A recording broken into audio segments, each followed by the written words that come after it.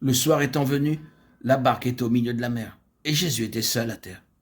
Il vit qu'ils avaient beaucoup de peine à ramer, car le vent leur était contraire. À la 4e veille de la nuit environ, il alla vers eux, marchant sur la mer, et il voulait les dépasser. Marc 6, 47, 48. Les disciples durent faire face à une situation nouvelle sur le chemin que leur avait préparé le Seigneur.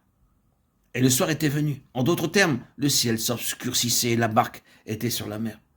En type, nous pouvons dire que Christ, la lumière du monde, a déjà quitté ce monde. À son retour, il sera l'étoile du matin et le soleil de justice. Depuis son ascension jusqu'à son retour, l'histoire du monde est celle d'une longue nuit noire. D'après l'opinion des hommes, le monde devient meilleur et plus lumineux, mais selon la parole de Dieu, la nuit est avancée. Dieu n'a pas dit que le monde serait meilleur et plus lumineux, au contraire, il déclare que la nuit est fort avancée. Nous sommes maintenant dans cette nuit noire. C'est pourquoi nous voyons les ténèbres qui nous environnent. Êtes-vous conscient des ténèbres autour de vous? Si vous ne savez pas ce que sont les ténèbres, si vous n'avez pas la conscience des ténèbres autour de vous, c'est que probablement vous êtes assimilé à ce monde. Mais si vous marchez dans la lumière et vivez auprès de Dieu, en demeurant en Christ, en jugeant sans cesse les œuvres de la chair et en obéissant à la conduite du Saint-Esprit, vous discernerez très naturellement que ce monde est vraiment ténébreux. La barque est au milieu de la mer. Nous ne sommes pas encore parvenus au terme de notre traversée. Bien que la question de la vie éternelle ou de la mort éternelle soit déjà réglée, sans aucun doute possible, notre histoire sur la terre, serons-nous fidèles jusqu'à la fin, ou notre chemin déviera-t-il? Cela est une question à laquelle il doit encore être répondu. Avant que la barque ne parvienne au port, elle peut changer de cap et se trouver en péril.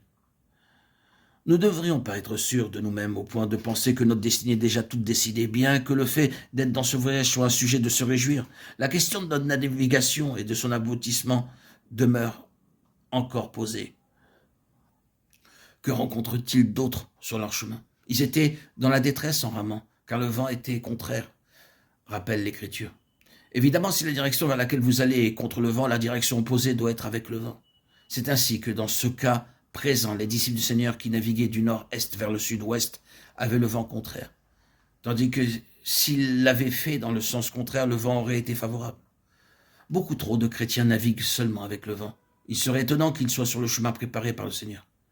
Acceptons ce fait, nous devons marcher sur le chemin qui nous est destiné, puisque le Seigneur a déjà déterminé notre position dans le monde. Car n'a-t-il pas déclaré que le monde les a haïs? Il parle ici bien sûr de ses disciples. Jean 17, 14. C'est pourquoi le vent de ce monde s'oppose à notre arche. Si nous n'avons jamais rencontré l'opposition, être ridiculisés ou persécutés par le monde, c'est que probablement nous ne nous trouvons pas sur le terrain préparé par le Seigneur. De temps à autre, nous aurions dû faire face à l'opposition du vent au lieu de toujours naviguer avec le vent. C'est parce qu'il s'achemine dans la direction où le vent souffle que beaucoup de croyants ne réalisent pas l'hostilité du monde à leur rencontre, ni ne comprennent pourquoi il fallait que le Seigneur souffrit l'opposition sur la terre. Cependant, s'ils avaient navigué en suivant la direction donnée par le Seigneur, ils auraient sans nul doute fait face au vent contraire.